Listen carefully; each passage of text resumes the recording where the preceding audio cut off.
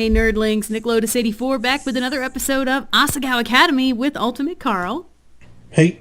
And when we last left off, things were going pretty well with Shane. We were helping him with the rooftop garden every morning. And, you know, in Satch's words, things were copacetic.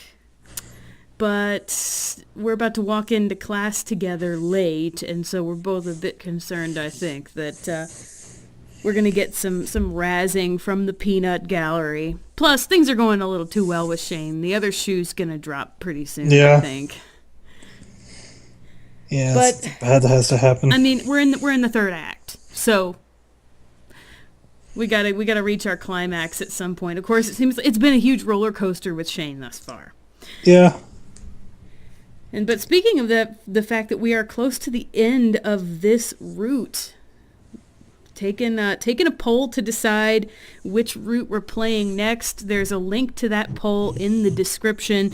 I checked earlier, and Satch and Gerard were tied for first place. And I think that Satch just got one more vote than Gerard a few minutes ago. So vote for your favorite dude, and I'm going to order them based on their ranking in the poll.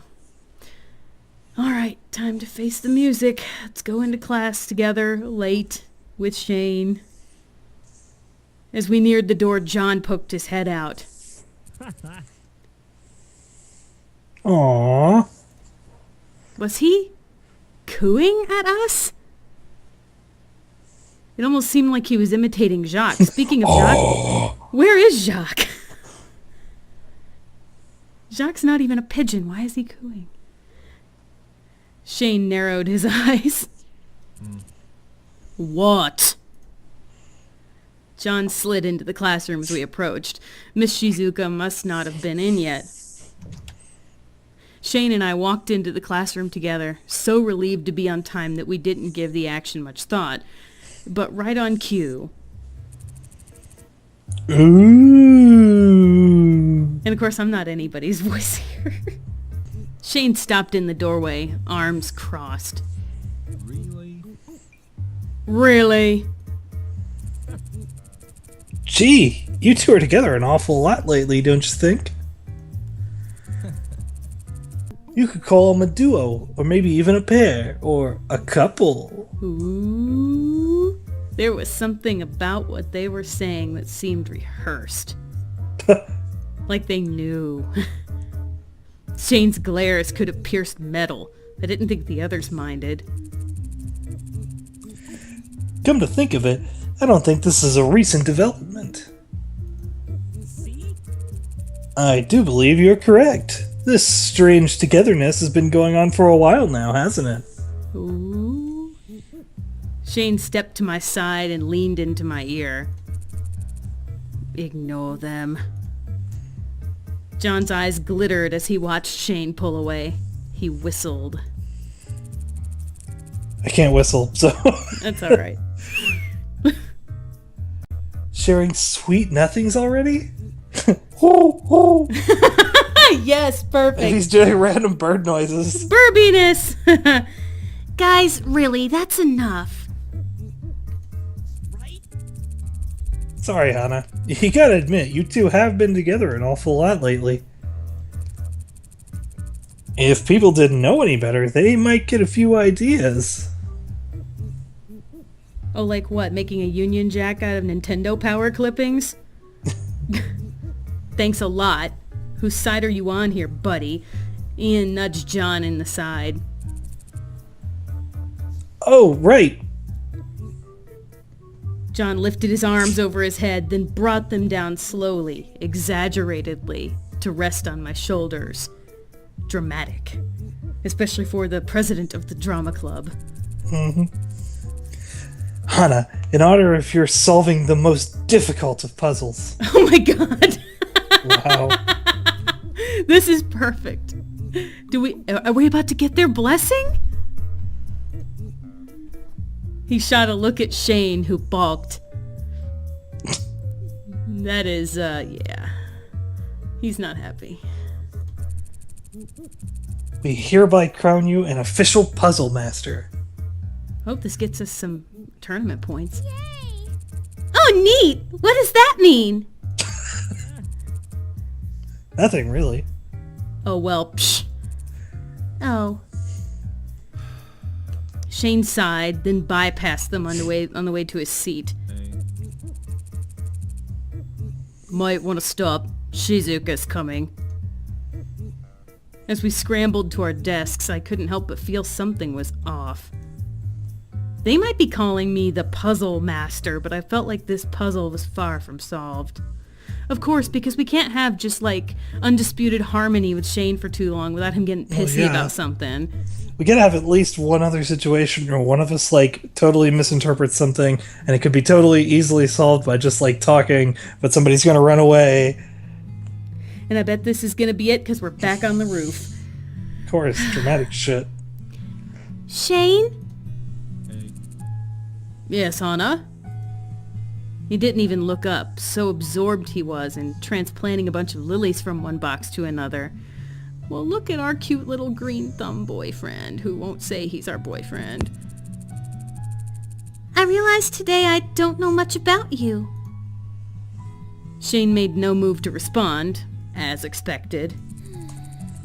It's just that I feel like everyone knows more about you than I do. We haven't been friends that long. Nothing personal. Well, why'd you leave England? You never talk about it. I wanted to. Okay. Why did you want to? The timing was good. Okay, but why was that? I killed a man. There we go. Now they have something in common and they'll live happily ever after. Yeah, they're both murderers. Covering up each other's previous crimes. It worked out like that. Shane. All my attempts to get to know Shane turned into this kind of verbal dodgeball match. Never mind. He rolled up his sleeves and began to pat down the dirt he laid around the flower. I stood nearby, a watering can in hand. Sorry, Hana. Nothing to tell. As much as I could believe Shane led a boring life, I felt like there was more to it. But if Shane didn't want to tell me, he wasn't going to. I couldn't push it, or I shouldn't push it. Especially since he only recently began to trust me. Ready to order? Right. I lifted the pot over the lilies. Steady. Right now, all of Shane's attention was on the planting process. Part of me understood. Lilies had a thing about wilting when you didn't plant them exactly right. But part of me also felt like his focus was incredibly sharp for someone so used to gardening. I finished watering the lilies and Shane examined their leaves.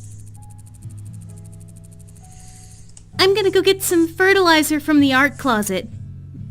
I don't know what fertilizer's doing in the art closet, but I'm gonna go get it. Kind of a weird place for fertilizer. Unless she's just insulting the quality of their art. Or the art teacher's just really into avant-garde media. Yeah, I guess. Good idea. You go get that shitty Dragon Ball painting.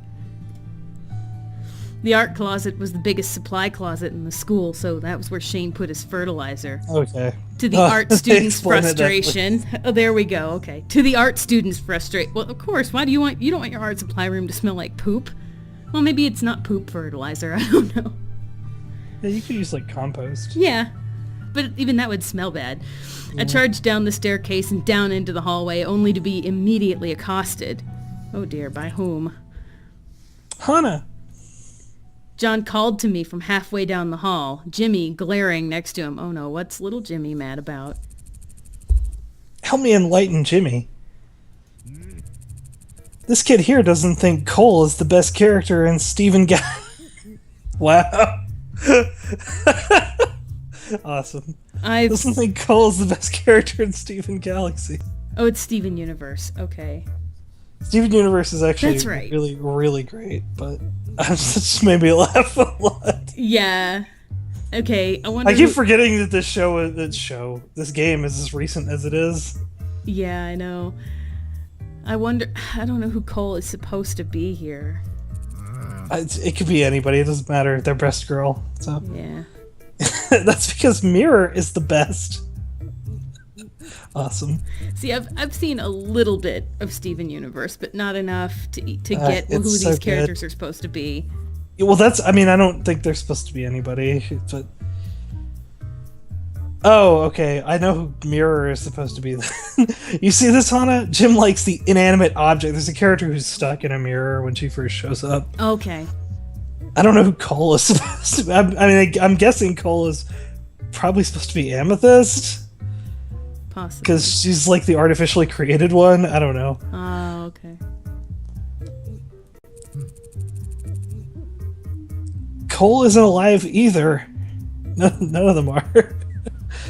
It was once. That's Okay, true. now they're just talking about nonsense. Yeah. I prefer Mirror to Cole, actually. I'm sorry, John. What? But Cole has 3 eyes. Okay, so I guess Cole is supposed to be Peridot. Garnet. John was left speechless, completely unable to defend his objectively inferior character. Objectively inferior. Awesome. Wow. It's funny because I can tell that as recent as this is, it's not at least in time for like the latest season. Otherwise, one of them would obviously be like a Peridot parody because like everyone is fucking arguing about Peridot this season. Oh, okay. But good job, Hana, with your little elfin ears. Whatever. Anyway, where's Shane? Aren't you two usually together right about now? Well, you're awfully interested, aren't you, John? Are you PB and Jelly? He is.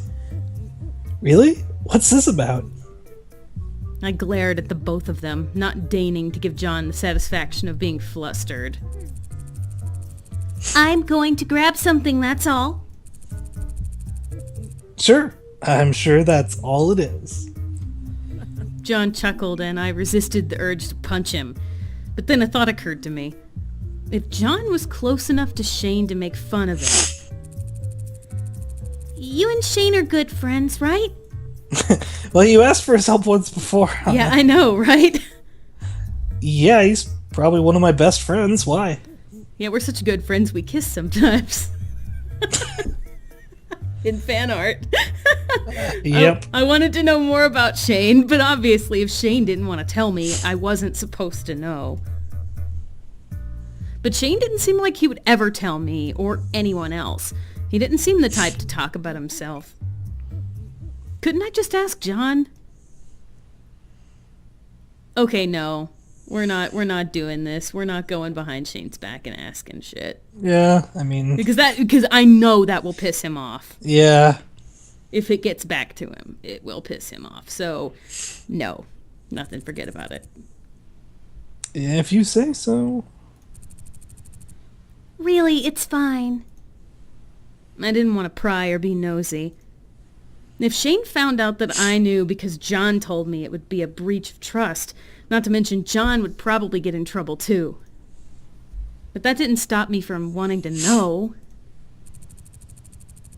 Just ask Shane yourself. I just did. He doesn't tell me shit, Jimmy. Eh. Maybe if I had cute little elven ears like you. If you were his type. I feel like he'd be more open with you than us. Not quite. Nope. Hey. Maybe. But I should get going. I was supposed to be right back. Any longer and he'll know something's up. See ya. Something's up? She The stopped jig is up. She stopped to talk to people. He I doesn't know, I was about to say, own her. I was about to say, this language is starting to sound vaguely abusive now. Best of luck, Hana. Thanks, John. Please don't make us have to go to the crying party. When I got back to the roof, Shane was waiting near the door, both our bags in his hands. There's been a lot of crying parties, I guess. Just Yeah. like I don't know how long it's been, but it's been at least like most of a semester at this point, hasn't it? It's been, yeah, I mean, it's been a good chunk of semester, I guess. Let's see. And there's still a crying party going on with Sad Girl. Oh my god, we have 35 tournament points. Hey, we're maxed out. Or at least as far as the bar will show us. Current event, Origins. That doesn't help me. I want to know what day it is. We're about to figure out Shane's origin story. Maybe so. How he became Super Shane. How we Fertilizer. Ah! I ran into John and Jimmy and completely forgot. Let me go back. I pivoted and started back down the stairs, but Shane grabbed the collar of my shirt and pulled me back. Oh, crap. What's he? Oh, no. Oh, no. Did he hear me? Oh, Talking? yeah. Do you hear me talking to John? Class is starting. There's always tomorrow. Okay, good. He's not mad. Right. I tried to take my bag from him, but Shane walked right past me. Shane? What? Was he trying to carry my bag for me? Aww. See, okay, as soon as she walked in through the door and it said that he had both their bags, I was like, oh, he's being a gentleman and carrying her bag for her. Don't you need to lock the door? Right. He put my bag under his arm and locked the door to the roof. Then he headed back down the stairs. Coming? And he's blushing so hard. Yeah, right behind you. Also, you're stealing my bag. Shane, sweet when you least expected it.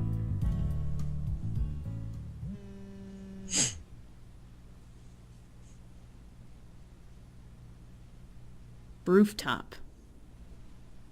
What? What? Oh! Shane texted me the word gotcha. rooftop. I was really confused for a second. I know, I was like, oh god, did the game glitch? Yeah. Shane didn't text me often, or at all. So when I got this text from him, I assumed something must be up. In fact, I was worried. I threw on my uniform, then ran to the rooftop. The wind blew hard against the door, and it took all my strength to push it open. Actually, Shane was just holding it closed like an asshole.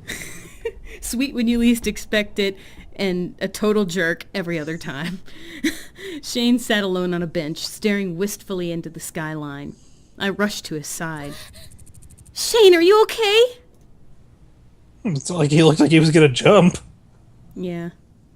He jolted as if woken from a reverie. Then he stared blankly at me. I'm fine. Oh. Another gust of wind blew through the space between us, chilling me down to my bones. I drew my uniform's coat tight around me, mentally cursing the thin fabric. I was sleeping when you texted me. Like normal people do at this hour.